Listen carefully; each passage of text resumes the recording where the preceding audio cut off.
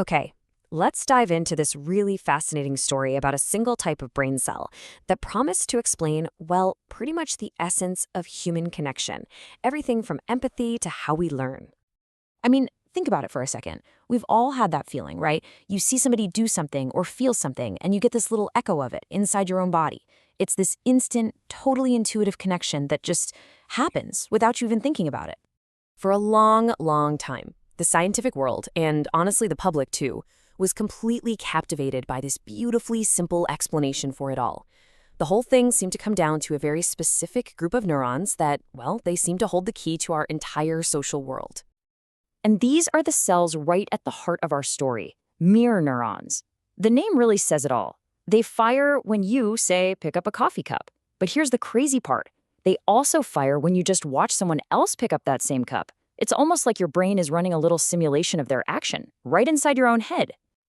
So you can imagine this discovery just led to this explosive, really powerful theory. Scientists started to believe they'd found the brain's empathy engine, the actual mechanism that lets us understand and connect with each other on a fundamental level. And the rise of this idea was, it was like a rocket ship. It all started with this surprise discovery in monkeys in a lab in Italy. The researchers weren't even looking for them, but they found these neurons in motor areas firing just from watching. Pretty soon, brain scans suggested humans had a similar system, and by the 2000s, mirror neurons were being used to explain pretty much every aspect of human social life. And the scope of this grand theory was just immense. It wasn't just about actions. It was about everything. Understanding someone's intention when they reach for a doorknob. That's mirror neurons. Learning a new dance move from a video? Mirror neurons. Wincing when your friend gets a paper cut? Well, that's supposedly your mirror system resonating with their pain.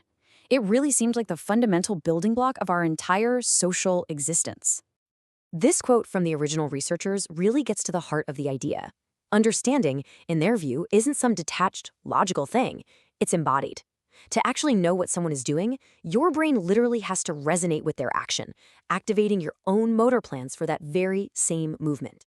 But you know how it goes. With any theory that seems a little too good to be true, the questions started piling up. And this is where the big scientific debate really kicked off. And that simple, elegant story, it was about to get a whole lot more complicated. So the biggest challenge actually came from the very tools that were used to find this mirror system in humans in the first place. A ton of the evidence was from fMRI scans, which, they measure blood flow in the brain. But these scans started to raise a really critical question. What were they actually showing us? Now, this right here, this phrase captures the absolute core of the critique. An fMRI scan might show that the same general area of the brain lights up when you act and when you watch someone else act. But, and this is a huge but, that overlap doesn't prove that the very same neurons are doing both jobs. A single spot in the brain has millions of neurons doing all kinds of different things. It's kind of like seeing lights on in the same apartment building and just assuming the same person is turning them all on. So what this boils down to is this really fundamental disagreement.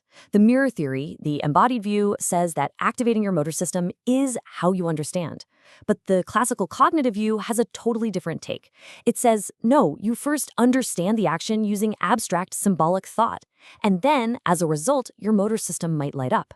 So the big question is the motor activity the cause of understanding, or is it just an echo of it? And this debate wasn't just some philosophical back and forth. It was being driven by really detailed scientific work, like this paper from the Annual Review of Neuroscience. Researchers like Alfonso Caramazza started to systematically poke holes in the evidence, arguing that these huge, grand claims had just gotten way ahead of the actual data. And maybe the most famous and probably most impactful application of the whole theory was how it was used to try and explain autism, the broken mirror hypothesis. Was this idea that maybe social difficulties in autism stemmed from a dysfunctional mirror neuron system. It was a really compelling idea, and it got a ton of traction. But here's the thing. Even here, the evidence was pretty murky. Yeah, some studies did find differences in mirror system activity, but then a bunch of other studies found no difference at all, especially if the context of the action was made really clear. And this led right back to that classic chicken and egg question. If there is a difference in brain activity, is it the root cause of social challenges? Or is it just a downstream effect of, say, having different social experiences or paying attention to different things in the world?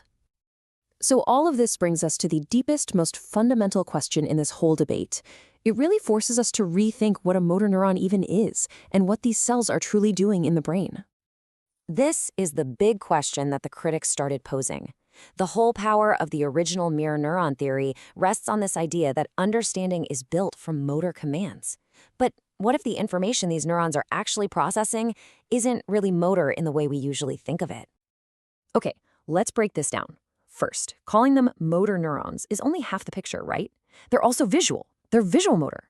Second, just because they live in a motor neighborhood of the brain doesn't define their entire job. But this third point, this is the real kicker. Researchers found neurons that fired differently when a monkey grasped a piece of food to eat it versus grasping it to place it in a cup, even when the physical movement was exactly the same. This strongly suggests they aren't encoding the muscle movement itself, they're encoding the abstract goal, the intention. And representing abstract goals, well, that sounds a lot more like a cognitive, conceptual process than a simple motor command. So, after all the hype, the amazing discovery, and this really intense scientific debate, where do we actually stand today on mirror neurons? Let's try to put all the pieces together and see what the picture looks like now. This table actually sums it up really nicely. Look, the existence of cells and a wider brain system that have these mirror properties, that's not in doubt. It's a real, incredibly important discovery. But their function, that's where the debate is still raging. Do they cause understanding, or do they just reflect it? And were those early sweeping claims that they explain all of human culture and empathy, were they just way overstated? The consensus now is, yeah, almost certainly. So you might be thinking, okay, with all of this controversy, why do they still matter so much? Well, because this discovery is still a huge deal. These neurons give us a concrete neural bridge between seeing and doing. And this has inspired real-world applications, like action observation therapy, where stroke patients can watch videos of movements to help reactivate their own motor pathways. It's given us a new framework for thinking about how babies learn, and it's still a vital tool for exploring the deep roots of human connection. So the next time you find yourself wincing during a movie or smiling right along with a friend, the mystery is still there. Are you really witnessing the direct firing of your brain's empathy circuit? Or are you just seeing the final echo of a much more complex, more abstract understanding of another person's world that actually begins somewhere else entirely in the brain? The simple story might be gone, but the real investigation is more fascinating than ever.